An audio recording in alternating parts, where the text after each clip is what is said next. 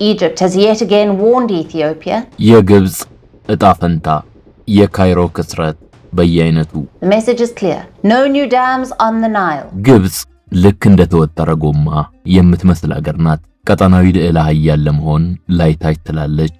ይሁን እንጂ የተነፋችበትን መልሶ የሚያስተነፍስ ነገር ሁሌም ይገጥማታል። ብዙዎች የግብጽ መወጣጠር የፈነዳ ጊዜ ሊፈጠር የሚችለው አደጋ እየታያቸው አየር እየሰጡ ባያቆዩት ኖሮ ሀገሪቱ መንገድ ስታ ትገለበት ነበር። ይህ ያፈጠጠ ሀቅ ቢሆንም ዳሩ ግን የግብጽ መንግስት ማስመሰልና መኮፈሱን ለማቆም ፈጽሞ ዝግጁ የሆነ አይመስልም። በተለይ ኢትዮጵያን በተመለከተም ሆነ የአባይ ጉዳይ በተነሳ ቁጥር የግብጾች መወጠርና መፎከር ገና የተነፈሰ አይመስልም።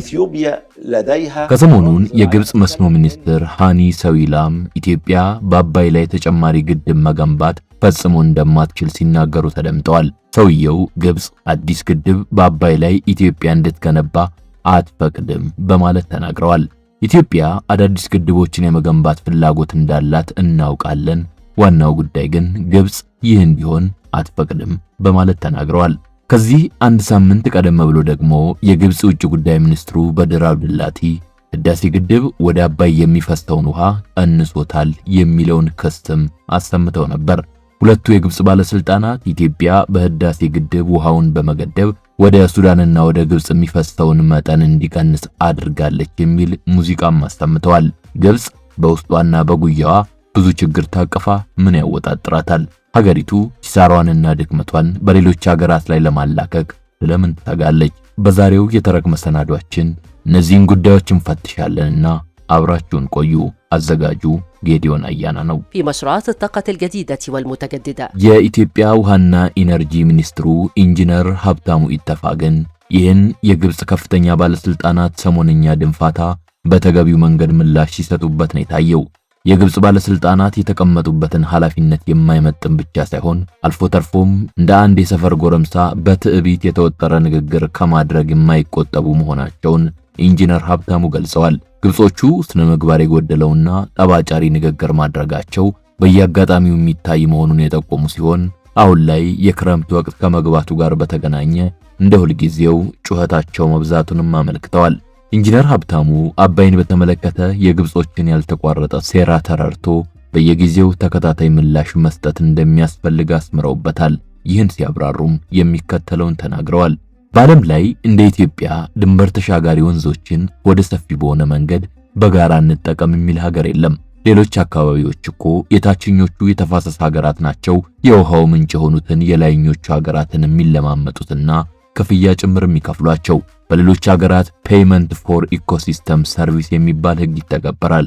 የታችኞቹ ሀገራት ከላይኞቹ ሀገራት ለሚመነጭ ድንበር ተሻጋሪ የተፈጥሮ ሀብት የሚከፍሉበት ህግ አለ። እኛም እርሱን ብንጠይቅ እንችላለን። ለአብነትም ቻይና በሜኮንግ ወንዝ የታችኞቹን ሀገራት ታስከፍላለች።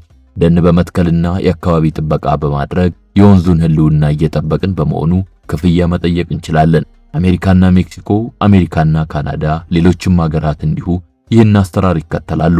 ግብጾች አባይን በተመለከተ በእኛ ላይ ከጥንት እስከ ዛሬ 3 ደረጃዎች የነበረው አሻጥር ሲያካሂዱብን ቆይተዋል። አንዱ አባይን ማልማትና ፈጽሞ እንዳናስበው ማድረግ ነበር። ሆኖም ጨክነን አባይን ወደ ማልማት ስንገባ ግን ምንም አይነት ድጋፍም ሆነ ብድር እንዳናገኝ ወደ ማድረግ ገቡ። ይህ አልሆን ሲላቸው ደግሞ የግድቡን ውሃ ሙሌት እንደማደናቀፍ ያድርገው አመጡ። ይህን ሁሉ አልፈን ግድቡን ጨርሰን ለስራ በቃን። አሁን ደግሞ ውሃችንን አስቀሩብን እያሉ መጮሃቸውን ቀጥለዋል። እኛ ዘንድሮ በሁሉም ግድቦቻችን እንደ ሀገር 38 ጊጋዋት የኤሌክትሪክ ኃይል ለማመንጨት ነበር ያቀድነው። ነገር ግን 35 ነው ያመረትነው። ዘንድሮ በውሃ ማነስ የተነሳ የምንፈልገውን ያህል አላመረትንም። ይህ እየታወቀ ከሌለን ውሃ ላይ ልቀቁልን የሚል ለቅሶ ግብጾችና ሱዳኖች እያሰሙ ነው። የሌለንን ከየትም አንሰጣቸውም በማለት የተናገሩት ሚኒስትሩ ግብጾቹ ፍጹም ተስገብጋቢና ራስ ወዳድ መሆናቸውን ገልጸዋል። በሌላ በኩል ኢትዮጵያ ልትከተል ስለሚገባው አካሄድ ያብራሩት ኢንጂነር ሀብታሙ የግብጾችን ትዕቢት ማስተንፈስና ማብረድ አስፈላጊ መሆኑንም በትኩረት ገልጸዋል።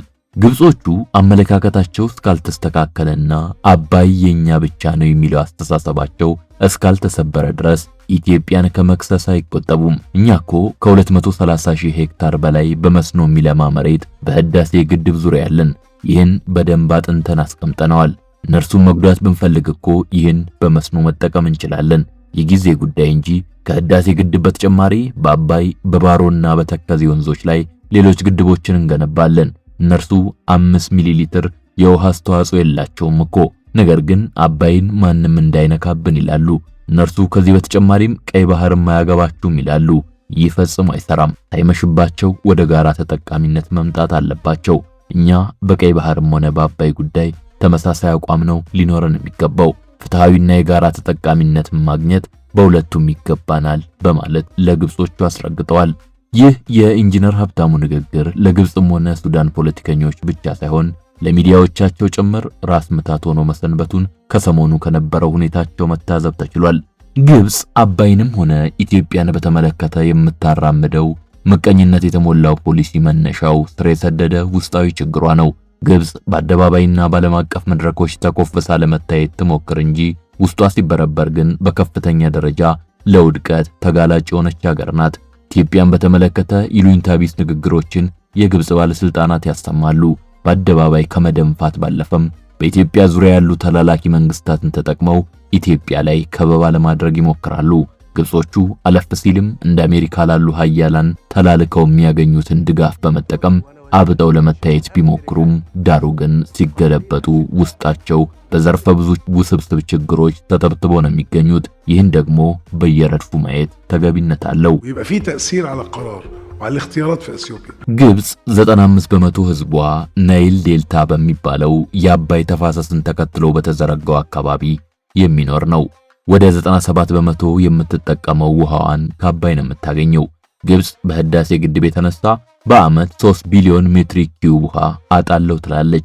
በ2055 ወደ 5 በመቶ ውሃ እንደሚቆምባትም ትናገራለች።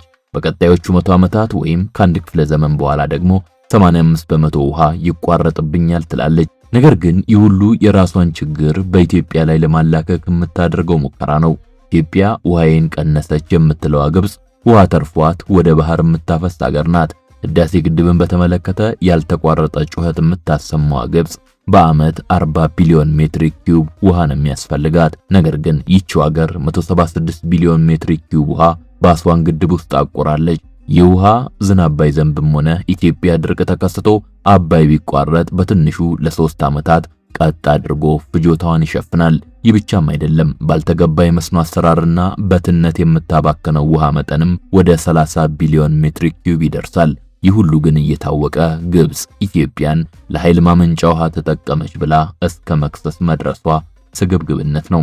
ግብጽ እየጨመረ ካለው የህዝቧ ፍላጎት ጋር አብሮ የሚሄድ የመስኖና የእርሻ ማዘመን አሰራርን አልፈጠረችም።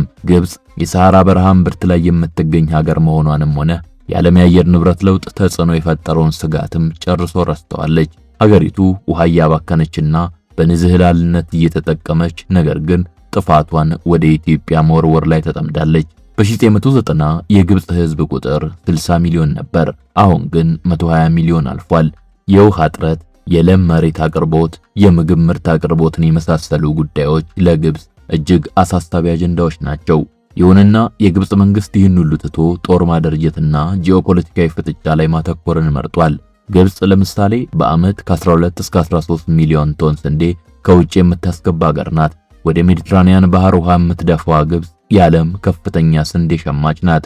ወደ 82 በመቶ ስንዴዋን ከሩሲያና ዩክሬን የምትገዛዋ ግብጽ ፌብሩዋሪ 2022 የዩክሬን ጦርነት በመጀመሩ የተነሳ አቅርቦቱ ተናጋ። በዚህም የተነሳ የህዝቡ ኑሮና የኢኮኖሚ ሁኔታ በግብጽ ክፉኛ ተመሳቀለ። የግብጽ መንግስት በጦር እንደሚፎክረው ሳይሆን በብዙ ውስጣዊ ችግሮች ተጠፍሮ የተያያዘ ነው። የግብጽ መንግስት የህዝቡን መሰረታዊ ፍላጎት ምላሽ መስጠት ቸግሮታል። የግብጽ መንግስት ከዚያ ይልቅ ለህዝቡ ዳቦ የማያስገምጡና የማይፈጸሙ ፕሮጀክቶችን ይዞ መቅረብን አዋጭ መንገድ አድርጎታል። ለአብነትም በ2018 ፕሬዝዳንት አብዱልፈታህ ኤልሲሲ አዲስ ዴልታ የመገንባት ውጥንን ይፋ አደረጉ። ወደ 9200 ስኩዌር ኪሎ ሜትር በረሃማ መሬትን ወደ ለም የእርሻ አካባቢነት መቀየር ነበር እቅዱ። ይህ ከአሜሪካዋ ሃዋይ ግዛት ጋር የሚወዳደር መሬት ነው። በአጠቃላይ የሚለማው መሬት ግብጽ የምታርሰውን መሬት መጠን በሩብ የሚያሳድግም ነው። ይህን በምዕራባዊ ግብጽ የሚገኝ ሰፊ መሬት በመስኖ ለማልማት ከአባይ ውሃ የሚጠለፉ ሁለት ትልልቅ ቦይ ወይም ካናል መገንባትን ይጠይቃል ተባለ። አንደኛው አልሐማም ካናል ሲሆን 170 ኪሎ ሜትር የሚረዝም ቦይን መገንባት ይጠይቃል። ይህ ካናል ለእርሻ አገልግሎት ሰጥቶ ወደ ሜዲትራኒያን ባህር የሚደፋ ውሃን ወደ ምዕራብ አቅጣጫ ወስዶ ከዚያ ደግሞ ወደ ደቡብ አጠማዞ በመሳብ አዲስ እርሻ ለማልማት እንዲውል የማድረግ ፕሮጀክት ነው።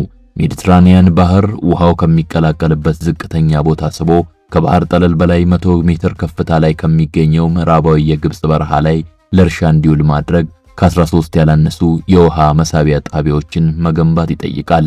ሌላው ሁለተኛው ካናል ደግሞ ከምዕራባዊው የናይል ዴልታ እምብርት በቀጥታ የሚቀጠል ነው። ይህ ቦይ 42 ኪሎ ሜትር ወደ ምዕራባዊው የግብጽ በረሃ ውሃ ለመጥለፍ የሚያስችል ካናል ነው። ይህን ሮዜታ የእርሻ ልማት ቅርንጫፍ ይሉታል። ከ600 ሺህ ሄክታር እርሻ የሚለማበት የመስኖ ፕሮጀክት ነው።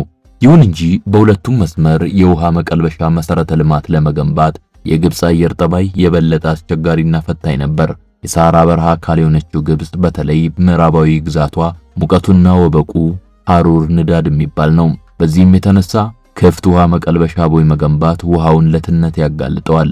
ስለዚህ መሬት ውስጥ የሚቀበር የውሃ ቱቦ መገንባት አስገዳጅ ይሆናል። ይሁንና ለትነት ያልተጋለጠ ግዙፍ የውሃ ማስተላለፊያ ቱቦ መሬት ውስጥ መቅበር ግን ክፍት ቦይ ከመስራት የበለጠ እጅግ ውድ ነው። ግብጾቹ ይህን ችግር ለመቅረፍ የአልሐማም ውሃ ጠለፋ ፕሮጀክት ሁለቱን መንገዶች በመቀላቀል እንዲሰራ ወስነዋል። ክፍት ቦይ በሚያስፈልግበት አብዛኛው ቦታ ቦይ በመስራት ውሃው የሚጠለፍ ሲሆን ለከፍተኛ ትነት ውሃው ሊጋለጥ በሚችልበት አካባቢ ደግሞ የሚቀበሩ ቱቦዎችን በመገንባት ውሃው ይሳባል። መሬት ውስጥ የሚቀበረው ቱቦም እያንዳንዳቸው 3 ሜትር ስፋት ያላቸው 10 ቱቦዎች ጎን ለጎን በመደርደር 22 ኪሎ ሜትር ያህል ርቀት ውሃውን መውሰድ የሚጠይቅ ፕሮጀክት ነው። አዲሱ የእርሻ ፕሮጀክት 320 ሺህ ስኩዌር ሜትር ላይ ያረፈ የውሃ ማጣሪያ ይኖረዋል። በየቀኑ 7.5 ሚሊዮን የተጣራ ውሃ የሚያመርት ሲሆን ይህም በዓለም ደረጃ ከፍተኛ አቅም ያለው ያደርገዋል። ይሁን እንጂ ይህ ሁሉ ሰፊና ግዙፍ አቅም ሳይተገበር ቀረ። የግብጽ መንግስት እንዲህ ያለውን ፕሮጀክት ለመገንባት በግብታዊነት የወሰነውና እንቅስቃሴ የጀመረው ኢትዮጵያን ለመመቅኘት ብሎ ነው። የውሃ ብክነትን የሚቀንስ አሰራር በመፍጠር የተሻለ ምርታማነትን ማሳደግ እንደሚቻል ቢታወቅም ዘሎ የአባይ ውሃን ወደ መሻማት ውስጥ መግባትን መረጠ። ፕሮጀክቱ እንደታሰበው ሳይሳካ መና ሆኖም ቀረ። ይህን መሰሉ የአባይ ውሃን የመሻማት ፍላጎትና እቅድ ደግሞ በግብጽ በተደጋጋሚ የሚታይ ችግር ነው። So why build such a huge project that's cost billions of dollars? ግብጽ ሜዳ ላይ ተበትኖ የቀረና ያልተሳካ ቶሽካ የተባለ ሌላ የመስኖ ፕሮጀክትም አላት። በ1990ዎቹ መገባደጃ የተሰራው ይህ የመስኖ ጠለፋ ከዓለም ታላላቅ የዘርፉ ፕሮጀክቶች እንዳንዱ የሚታይ ነው። ዘኒው ቫሊ በሚባለው በምዕራባዊ ግብጽ የሚገኝ ሰፊ በረሃን ወደ ለም እርሻ ምድርነት የመቀየሩ ፕሮጀክት ከ1997 አንስቶ የተካሄደና ብዙ ቢሊዮን ዶላሮች የፈሰሰበት ፕሮጀክት ነው። የክፍለ ዘመኑ ፕሮጀክት ተብሎ ስም ተሰጥቶትም ነበር። በአስዋን ግድብ ከተፈጠረው ከትልቁ የናስር ሐይቅ የሚመጠጥ ውሃ ወደ ምዕራባዊ ግብጽ ይሳባል። ደርብ አልአርበይን የሚባል ቦታ ላይ ውሃው ሲደርስ ወደ ሰሜን በመቀልበስ ድጋሜ ይጠለፍና ባሪስ ኦሲስ እስከሚባለው የሰሜን ምዕራብ አካባቢ ይሳባል። በአጠቃላይ ውሃው 310 ኪሎ ሜትር እንዲጓጓዝ ነበር የታሰበው። የቶሽካ ፕሮጀክት አንድ ዋና ውሃ መቀልበሻ ካናል ኖሮት የሚሰራ ሲሆን በየቦታው የሚሰራጩ ብዙ ትናንሽ የመስኖ መጥለፊያ ቦዮች የሚሰሩለታል። ፕሮጀክቱ በአጠቃላይ 2340 ስኩዌር ኪሎ ሜትር በረሃን ወደ ለምለም የእርሻ ምድርነት የሚቀይር ተብሎ ነበር። በድምሩም 588000 ሄክታር እርሻን በመስኖ ማልማት ያስችላል ተብሎ ተገምቶ ነበር። ይሁንና ፕሮጀክቱ ዳር አልደረሰም። ውሃ መጥለፊያ ካናሉ ባሪስ ኦሲስ ከተባለው የመጨረሻ ውሃ ማቆሪያው ለመድረስ 60 ኪሎ ሜትር ሲቀረው ነበር ግንባታው የተቋረጠው። ፕሬዝዳንት ኤልሲሲ ወደ ስልጣን ከመጡ ወዲህ ፕሮጀክቱን ለማነቃቃት ሞክረዋል። ግብጽ ለዘለዓለም ትኑር ሎንግ ሊቭ ኢጂፕት ፈንድ የተባለ ፕሮጀክት ቀርጸው ለወጣት ተመራቂ ግብፃውያን ስራ መፍጠሪያም አድርገውታል። አንድ የዩኒቨርሲቲ ተመራቂ በእርሻ መሰማራት ከፈለገ በዚህ ፈንድ አማካኝነት ቶሽካ ሸለቆ ውስጥ 1 ሄክታር መሬት ይሰጠውና አልምቶ እንዲጠቀም ይደረጋል ማለት ነው። ይሁንና ቶሽካም ቢሆን እንደ ኢትዮጵያ ያሉ ሀገራት ውሃ ለመሻማት ተብሎ የታለመ በመሆኑ በአግባቡ ሳይገባደድ እስካሁንም ቆይቷል። What does it tell us about the Egypt of today? በግብጽ አባይን በመጥለፍና በማሰራጨት 36 አዳዲስ ከተሞች ተሰርተዋል ይባላል። በቅርብ ጊዜ አዲስ የአስተዳደር ማዕከል የሆነች ከተማ ለመገንባት ሰፊ መዋዕለ ንዋይ እየፈሰሰም ነው። አዲሲቱ ካይሮ ከተማ የረመዳን 10ኛ ዕለት ከተማ፣ ጥቅምት 6 ከተማ ወዘተርፈ የተባሉ የከተማ ልማት ፕሮጀክቶች ግብጽ የጀመረች ቢሆንም ነገር ግን ብዙዎቹ አልተሳኩም። በግብጽ የግብርና ሀብት በመፍጠር አዳዲስ የመሰረተ ልማት የከተማና የኢንዱስትሪ ልማት ፕሮጀክቶችን ለማስፋፋት ብዙ ሐሳቦች ቢጠነሰሱም በሚፈለገው መንገድ የታሰበውን ግብ አልመቱም። የናይል ዴልታ የሚባለውን ዋናውን የአባይ መፍሰሻ ተከትሎ የሚገኘውን ሰፊ ለም መሬት በህዝብ ቁጥር እድገት ከተፈጠረበት ጫና ለማስተንፈስ የሚደረገው ሙከራም አልሰመረም። አዲስ ሰው ሰራሽ የናይል ዴልታ ለመፍጠር የተጀመሩ ፕሮጀክቶችም በአብዛኛው አልሰመሩም። ይሁንና በግብጽ በረሃዎች በግል የሚካሄዱ አዳዲስ የእርሻ ልማቶች ከቅርብ ጊዜ ወዲህ ጨምረዋል። ምድረ በዳ በሚባሉ አካባቢዎች ክብ እየሰሩ የሚሽከረከሩ ዘመናዊ የመስኖ ውሃ መርጫዎችን የሚተክሉ የእርሻ አልሚዎች ወዳልተነኩ ቦታዎች እየገቡ ነው። እስከ 1 ኪሎ ሜትር ክበብ ያለው መሬትን እየዞሩ ውሃ የሚረጩት የመስኖ ማሽኖች አዳዲስ እርሻዎችን እየፈጠሩ ነው። በዚህ መንገድ እስከ 2024 ድረስ ብቻ 3300 ስኩዌር ኪሎ ሜትር መሬትን ወደ እርሻነት መቀየር ተችሏል። በምዕራባዊ ግብጽ በረሃዎች እነዚህ ዘመናዊ የመስኖ ፕሮጀክቶች የተስፋፉት በከርሰ ምድር ውሃ ቁፋሮ ነው። ገንዘብ ያላቸው ኢንቨስተሮች ማሽን እየተከሉ የከርሰ ምድር ውሃ በማውጣት ለውጭ ገበያ የሚቀርቡ የአትክልትና ሆርቲካልቸር ምርቶችን ያለማሉ። ይሁንና እነዚህ የግል እርሻ ኢንቨስትመንቶች መስፋታቸው የግብጽን የስንዴ ምርት ፍላጎት አይሸፍንም። ሆኖም አንዳንድ ወገኖች እነዚህ የሆርቲካልቸር እርሻ አምራቾች የሚያስገቡት የውጭ ምንዛሬ ግብጽ ስንዴ ከውጭ እንድታስመጣ እድል የፈጠሩ መሆናቸውን ይናገራሉ። የግብጽ መንግስት የአባይን ውሃ በ100 ኪሎ ሜትሮች ጠልፎ የሳህራ በረሃን አልምቶ ግብጽን የዳቦ ቅርጫት ለማድረግ በሚል የጀመራቸው ግብታዊ ፕሮጀክቶች ሁለት መሰረታዊ ዓላማ ነው ያላቸው። አንዱ በማይጨበጥ የዳቦ ፕሮጀክት የግብጽን ህዝብ ማማለል ነው። ሁለተኛው ደግሞ አላስፈላጊ የውሃ ጫናና ሽሚያ በአባይ ተፋሰስ ላይ በመፍጠር የተፋሰሱ ተጋሪ ሀገራትን መመቅኘት ነው። እነዚህ ፕሮጀክቶች ይህን መሰል አሉታዊ ግብ ስለያዙ ይመስላል ዳር ሳይደርሱ ተሰናክለው የቀሩት። አዲሱ የግብጽ መዲና ሌላኛው የግብጽ መንግስት ውድቀት ፕሮጀክት ነው። የአፍሪካ ትልቁ ሰማይ ጠቀስ ህንጻ ተገንብቶበታል። ታህሪር ድልድይ በዓለም ተወዳዳሪ የሌለው ውሃ የሚያሻግር ሰፊ ድልድይ ነው። ይሁን እንጂ ከተማው በታሰበው መንገድ ከዳር ያልደረሰ መክኖ የቀረ ፕሮጀክት ነው። ማርች 24 ግብጽ ኢኮኖሚዋን ለማነቃቃት በሚል ጠንካራ የሪፎርም እርምጃ ወሰደች።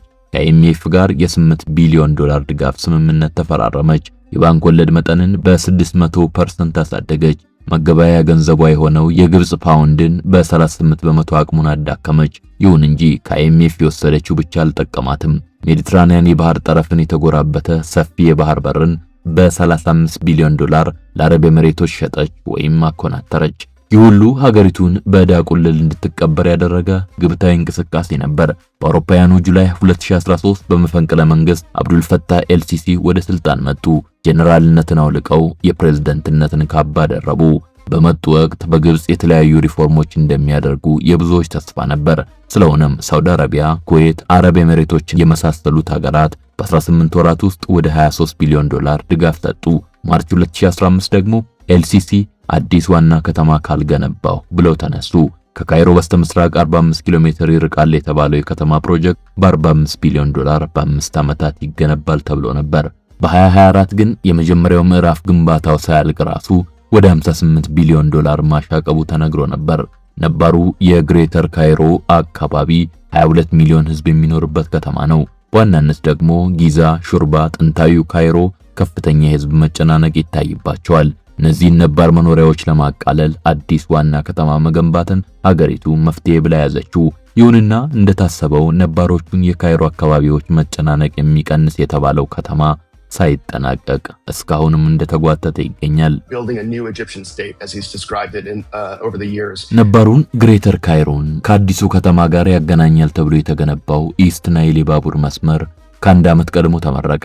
ነገር ግን አዲሱ ካይሮ ተብሎ የተሰራው ከተማ እስካሁንም ሰው የሌለው ባዶ ከተማ ነው። በግብጽ ይህን መሰል የግዙፍ ፕሮጀክቶች ውድቀት መደጋገሙ የተለመደ ነው። ለዚህ ደግሞ የኢኮኖሚ ስርዓቱ መረንና ያልተገራ መሆኑ፣ ሙስናና ንቅዘት እንዲሁም የተበላሸ ፖሊሲ ምክንያቶች ናቸው። በግብጽ ለምሳሌ ጦሩ የማይገባበት ኢኮኖሚ የለም። ከፓስታ እስከ ሲሚንቶ፣ ከስንዴና ሩዝ እስከ ነዳጅ ንግድ የግብጽ ሰራዊት ያልተሰማራበት ዘርፍ የለም። እንደሚገመተው ከ40 በመቶ በላይ ጥቅል ምርቷን የተቆጣጠረ ነው። አዲሱ ከተማ ራሱ 51 በመቶ የጦሩ ነው። ከድልድይ እስከ ህንፃ ብዙ ፕሮጀክቶችን ይገነባል። የግል ኩባንያዎችና የውጭ ኢንቨስተሮች ከጦሩ ጋር መፎካከር አይችሉም። በ2018 ጦሩ 2 ሲሚንቶ ማምረቻዎችን ገነባ።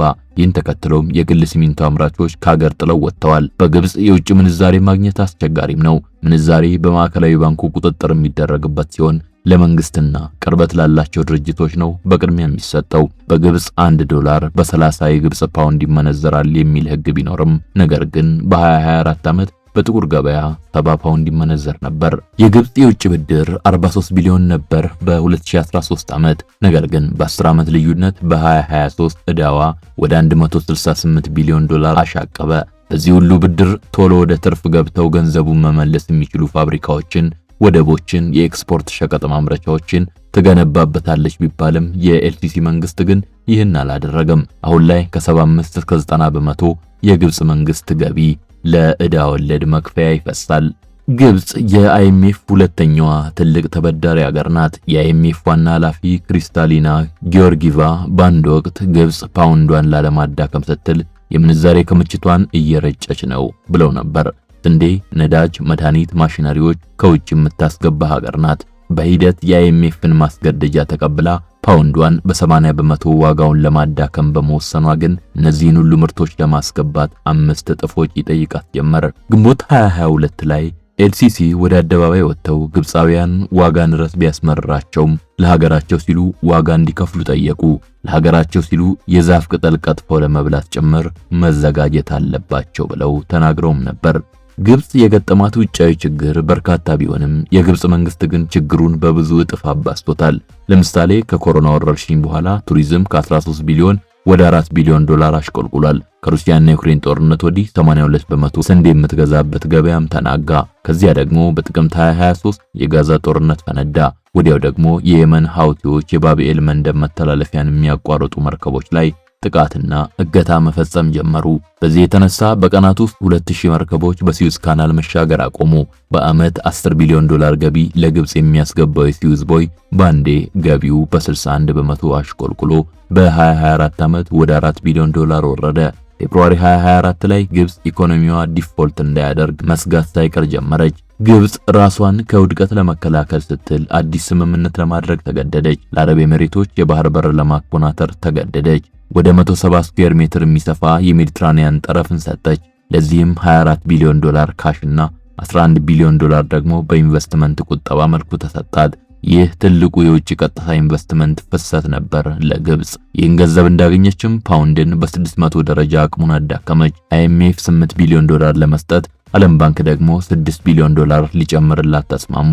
የአውሮፓ ህብረት በበኩሉ 7.4 ቢሊዮን ዩሮ ከዚህ ውስጥ 200 ሚሊዮን ዩሮውን ለስደተኞች ፍልሰት ማቆሚያ የሚውል ብሎ ፈቀደላት። በየዓመቱ 1.5 ሚሊዮን የህዝብ ቁጥር እድገት የሚመዘገብባት ግብጽ ሜጋ ፕሮጀክቶቿም ሆነ የልማት ውጥኖቿ ከዳር ሳይደርሱ የቆሙባት ሀገር ናት። ወደ 40 በመቶ ኢኮኖሚዋን መከላከያው የሚቆጣጠር ሲሆን ከ70 እስከ 90 በመቶ ገቢዋን ደግሞ ለዕዳ መክፈያ የምታፈስ ሀገር ናት። ዴሞክራሲና ሰላማዊ ስልጣን ሽግግር ሁሌም ስጋት ነው። የዜጎች ነጻነት በአግባቡ አይከበርባትም። የፖለቲካ ምህዳሯም የጠበበ ነው። ግብጽ ይህን ሁሉ ችግሯን ለማስተንፈስ ግን ሰበብ አታውቅም። የግብጽ መሪዎች የህዝባቸውን ጥያቄ ሽሽት ሁሌም ወደ አባይ ተፋሰስ የጂኦፖለቲካ አጀንዳ ፊታቸውን ያዞራሉ። የፈረደባት ኢትዮጵያ ናት ዋናዋ ጠላት እያሉም ለህዝባቸው ፕሮፓጋንዳ ይግታሉ። ግብጽ የውስጥ ችግሯን እንደ ኢትዮጵያ ባሉ ሀገራት ላይ ያላከከች እስከ መቼ ትዘልቀዋለች የሚለው ግን ወደፊት የሚታይ ይሆናል።